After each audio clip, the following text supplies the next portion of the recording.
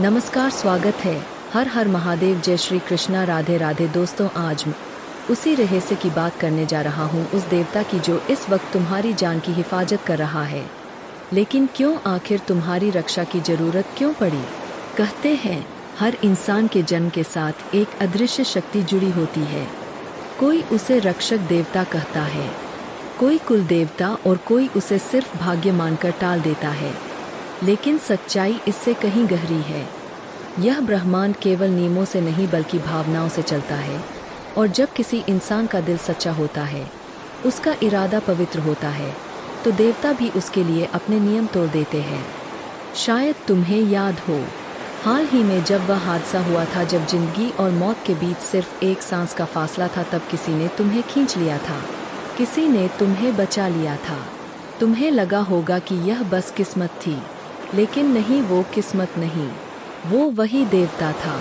उसकी शक्ति तुम्हारे चारों ओर थी, अदृश्य पर सजीव, मौन पर जागृत। और अब समय आ गया है कि तुम यह समझो कि उसकी रक्षा यूं ही नहीं मिल रही। उसका एक कारण है। तुम्हारे भीतर एक अधूरा कर्म है, एक अधूरी प्रतिज्ञा है जो तुम्हें पूरी करनी है। तुम्हारे जन्म का एक उद्देश्य है, और जब तक वह पूरा नहीं होता तब तक यह देवता तुम्हारे साथ रहेगा। लेकिन सावधान रहना, अगर तुमने इस संकेत को अनदेखा किया, अगर तुमने इस अवसर को खो दिया, तो वही शक्ति जो आज तुम्हारी रक्षा कर रही है, कल तुम्हारी परीक्षा भी ले सकती है। क्योंकि देवता केवल रक्षक नहीं होते, वे न्यायाधीश भी होते हैं। अगर इंसान अपने मार्ग से भटक जाए, अगर वह अपने कर्म से मुंह मोड़ ले, तो वही शक्ति उसे गिरा देती है जिसे कभी उसने उठाया था। तो सोचो, क्या हाल में तुम्हें बार बार ऐसा महसूस हो रहा है कि कोई तुम्हें देख रहा है, कोई छाया जो साथ चलती है लेकिन दिखती नहीं? वो डरने की बात नहीं है, वो संकेत है। तुम्हारे जीवन में अब एक बड़ा परिवर्तन आने वाला है, और इस परिवर्तन से पहले यह देवता तुम्हें तैयार कर रहा है, तुम्हारे भीतर की ऊर्जा को जागृत कर रहा है। अब तुम्हें फैसला करना है। क्या तुम इस रहस्य को समझना चाहोगे? क्या तुम जानना चाहोगे कि यह देवता कौन है, किस लोक से आया है, और तुम्हारे जीवन से इसका क्या संबंध है? क्योंकि जो आगे होने वाला है, वह न सिर्फ तुम्हारे भाग्य को बल्कि तुम्हारे पूरे अस्तित्व को बदल देगा। और अगर तुमने इसे नज़रअंदाज किया, तो वह अनर्थ होगा जिसकी चेतावनी तुम्हें पहले ही दी जा चुकी है।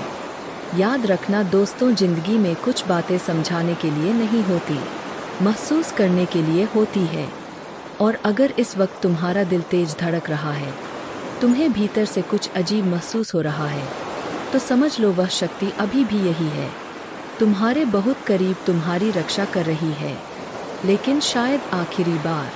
दोस्तों, पिछली बार मैंने कहा था कि एक देवता तुम्हारी रक्षा कर रहा है, लेकिन अब वक्त आ गया है कि तुम जानो वह देवता कौन है, और आखिर उसने तुम्हें क्यों चुना है।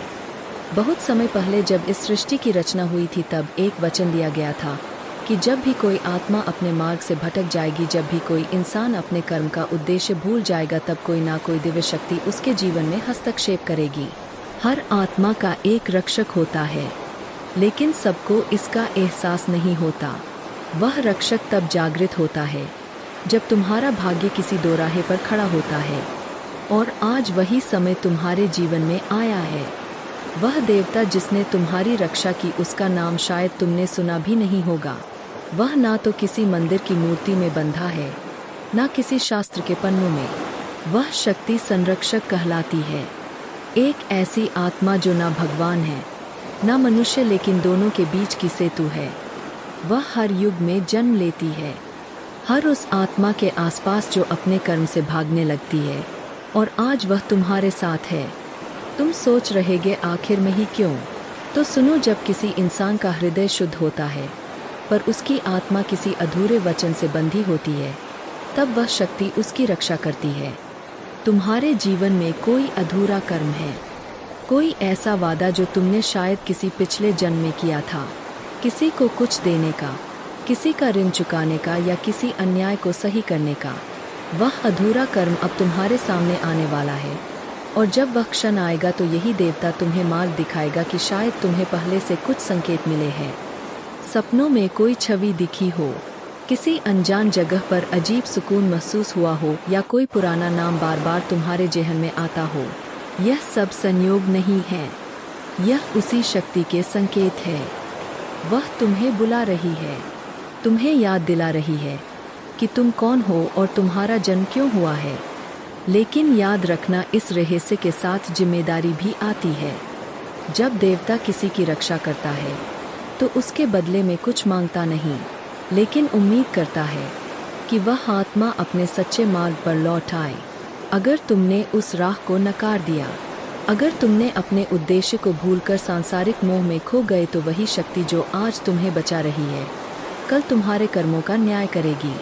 अब वह समय बहुत पास है जब तुम्हें एक निर्णय लेना होगा, एक ऐसा निर्णय जो तुम्हारे पूरे जीवन की दिशा तय करेगा। या तो तुम अपने भीतर की उस पुकार को सुनोगे और अपने उद्देश्य की ओर बढ़ोगे, या फिर इस दिव्य अवसर को खो दोगे और तब वह देवता मौन हो जाएगा। अब भाग्य भी रुक जाता है, तब भाग्य भी रुक जाता है।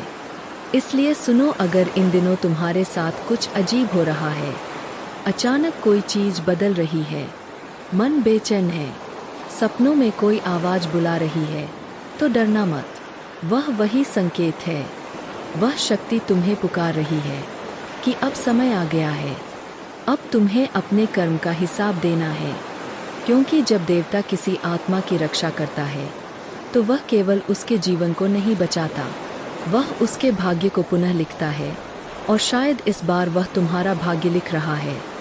आज से बार, अरे दोस्तों, जरा सोचो तो सही, जब इस संसार में हर कोई किसी अपने की तलाश में भटक रहा है, कोई सच्चे दोस्त की, कोई सहारे की, कोई अपनेपन की, उसी वक्त तुम्हारे जीवन में खुद एक देवता तुम्हारा मित्र बन चुका है।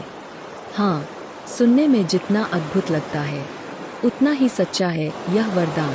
अरे पगले, इससे बड़ी खुशी और क्या हो सकती है।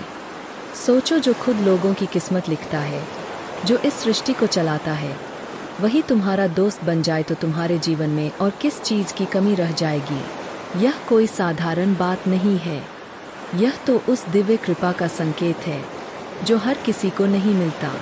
जब खुद एक देवता तुम्हारे साथ खड़ा हो, तुम्हारा साथी बन जाए, तुम्हारे सुख दुख में साथ दे, तो समझ लो कि अब तुम्हारा जीवन साधारण नहीं रहा। यह तो दुनिया की सबसे बड़ी खुशखबरी है, सबसे बड़ा सौभाग्य है, सबसे अद्भुत घटना है जो तुम्हारे साथ घट चुकी है। सोचो जरा, अब तुम्हारा हर कदम आशीर्वाद से भरा होगा, हर निर्णय में ईश्वरीय संकेत होंगे, हर मुश्किल में कोई अदृश्य हाथ तुम्हारी रक्षा करेगा। जब तुम गिरोगे वह तुम्हें थाम लेगा, जब तुम रोओगे वह तुम्हारे आंसू पोंछेगा, और जब तुम मुस्कुराओगे वह तुम्हारे साथ मुस्कुराएगा। यही तो सच्ची मित्रता है, जो सीमाओं से परे है, जो समय से परे है, जो समय से परे है, जो मृत्यु के पार तक जाती है। यह वही पल है जब तुम्हारा जीवन एक नए अध्याय की ओर बढ़ रहा है। अब तुम अकेले नहीं हो, अब तुम्हारे साथ स्वयं एक देवता है। यह तुम्हारे भाग्य का नहीं, तुम्हारे कर्मों का फल है। और याद रखना, जब देवता किसी का मित्र बन जाए तो दुनिया की कोई ताकत उस इंसान को हरा नहीं सकती। तो खुशी मनाओ, उत्सव मनाओ, क्योंकि तुम्हारे जीवन में वो क्षण आ चुका है जिसका इंतजार शायद जन्मों से था। यह कोई साधारण घटना नहीं, यह तो एक दिव्य संयोग है, एक अद्भुत परिवर्तन है। आज से तुम्हारा जीवन बदल गया है, क्योंकि अब तुम अकेले नहीं, एक देवता तुम्हारे मित्र बन चुके हैं। दोस्तों, आपको एक बात बता दें, आज से पहले ऐसा कभी किसी के साथ नहीं हुआ था और शायद आगे भी कभी नहीं होगा। जो हुआ है वह इतिहास में पहली बार हुआ है, और वह भी आपके साथ। हाँ, आपने सही सुना, आपके अलावा आज तक किसी को यह वरदान नहीं मिला। आप वह भाग्यशाली व्यक्ति हैं जिनके जीवन में खुद एक देवता उतर आए हैं और उन्होंने आपको अपना मित्र बना लिया है। सोचिए जरा, इस ब्रह्मांड में कितने लोग हैं, लेकिन उस देवता ने चुना सिर्फ आपको। यह कोई साधारण बात नहीं है, यह तो उस ईश्वरीय कृपा का परिणाम है जो सिर्फ कुछ खास आत्माओं को मिलती है। इसलिए ध्यान से सुनिए, क्योंकि जो मैं अब कहने वाला हूँ वह आपकी ज़िंदगी का सबसे बड़ा पल साबित हो सकता है। दोस्तों, वीडियो काफ़ी हो गया, फिर मिलते हैं अगले वीडियो में। धन्यवाद। राधे राधे दोस्तों।